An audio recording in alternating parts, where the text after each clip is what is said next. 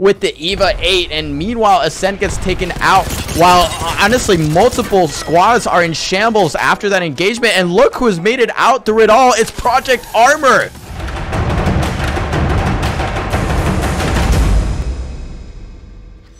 What they need just yet, they're not been able to upgrade those Evos at all. SMS trying to get a push on and finds the Seer from behind, but Mask doesn't get the damage they wanted. Here comes Sivan to try to finish the job, but it's Armor, Project Armor, xaniya getting the better of both of them right there, fighting them off King of the Hill style, as SMS has to go back and lick their wounds. Yeah, and they might be able to stick this res for now. They dealt quite a bit of damage, but their door is getting kicked down as we speak. And that was a nasty little angle that xaniya finds once again. And that was just absolutely brutal, clinical execution of that building push and a perfect collapse for Project Armor to pick up 3. But it might have actually been to their detriment, because when they saw gray shields, they also saw red, right? They saw a free kill. They saw a free 3 KP, but they aren't able to execute. And here we see Project Armor going to try and make a similar siege happen, this time against a Newcastle Watson squadron. And it looks like the defensive squads are suddenly coming out with a lot of success here, but Project Armor looking for a little bit more damage before they commit to a push of their own. And this fence is not fun to play around, so we'll see if they can execute it here a little bit better than Bosch could. Yeah, was that enough time for them to get their shields up? This team who is holding the siege, trying to beat back all of these opponents who are kind of crushing in on their position. Yeah, but Bosch definitely didn't have any luck with that. We'll see if Project Armor can do any better. And yeah, it's just so interesting to see this. You know, what will Project Armor do differently? It seems like Bosch should have had what they needed. They all had shotguns. They had great close range abilities. They just couldn't get it done. And so Project Armor now taking the time to plan out exactly how they're going to approach this, as Oracle are the ones who are holding the castle right now. And this is such a clever spot that the game knowledge really is astounding here. I mean, look at how safe they are. They're unlikely to get pushed from the top because there's so much LOS coming from every direction. They have this one wall just gatekeeping the only other angle that teams can take, and they actually find a knock in the meantime. But Na'Vi was waiting in the wings, and this might be their chance to strike. Are they going to get involved here just to find yet another fortress that they have to contend with? Kizaran has to back up, eating so much damage, trying to peek their way out. Do they recognize there's another team here? I don't think they do. esdesu going down, but I'm Vertige actually getting traded out, and Kizaran, the last member left alive. And it turns out their push gets turned around and comes back to bite them. Project Armor finds the kills, but AIM is finally on the hunt for this third party, and the last member of Project Armor will, in fact, go down. Oh, they hold for now. Kazakh just gets out of the way, fleeing the ruined remains of the castle that they used to defend, as that was Project Armor getting medieval on them right there. But now it's going to be AIM Esports fighting Na'Vi in the same building pretty much, but there's no cross-contamination of those two battles just yet. But Na'Vi are the ones to come out ahead in that situation, and now it's Kazakh trying to finish off some thirsts, maybe trying to get a res off. It looks like Kazakh might be able to do so. Just a respawn beacon still in the circle. I don't know, man. Project Armor, we already talked about how excellently they were playing, and this is just another level.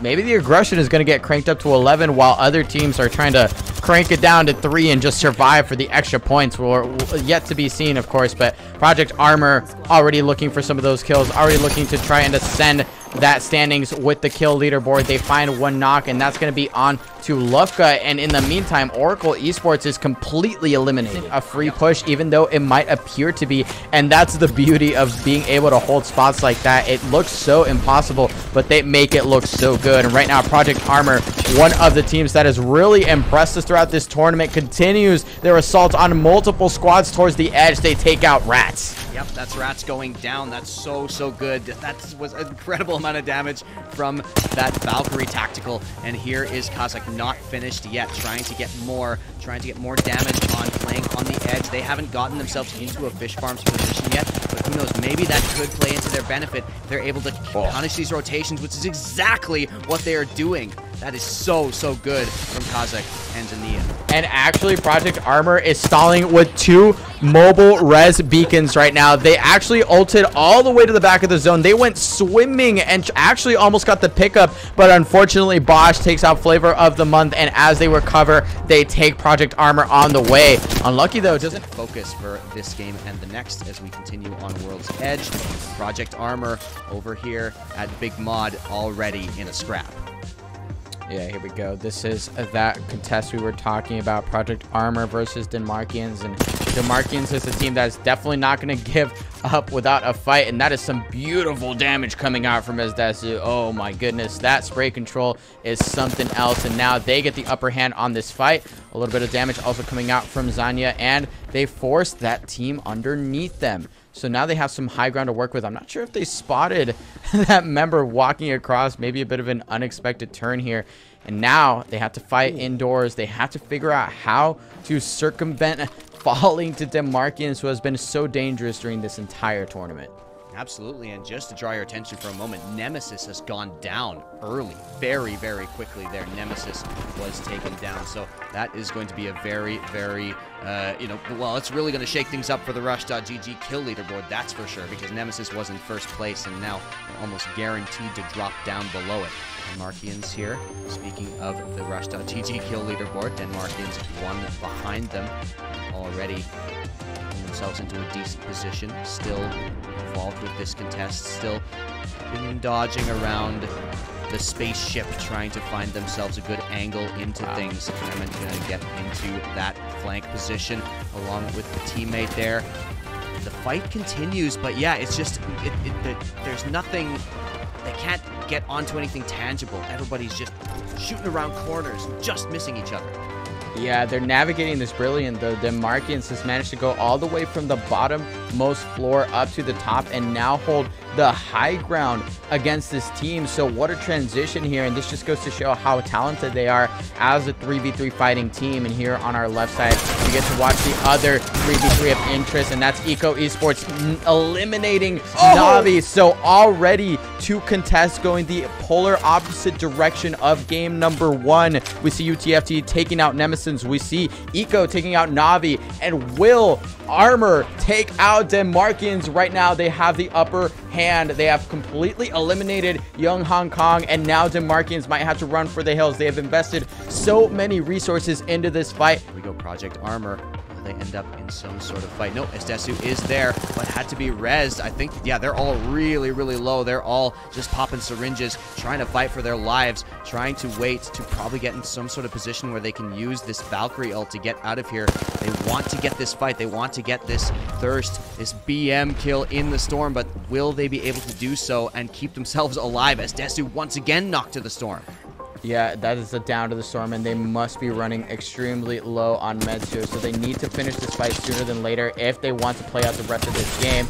And we see some nice damage, nice wingman shots coming out from Project Armor, but the last member needs to hit this, I believe, yep, their last syringe on hand, and they have to try and clean up this fight at the very least to go down with 3 KP. They're backing out for now. They don't have any health left. And there it is. They're looking for the angle. They're going to knock. Be the tactical and VJ coming through to finish off Impulse. And so Fire Beavers are left to only OJ Rain, who is under a lot of pressure here. Project Armor is also on the scene. Fire Beavers goes down in the meantime. Project Armor under a lot of duress. esdesu, the last remaining player. esdesu made some very smart plays in this tournament, but what can she do to get out of this one right now? So low. Just gets into this door. Just gets herself to safety.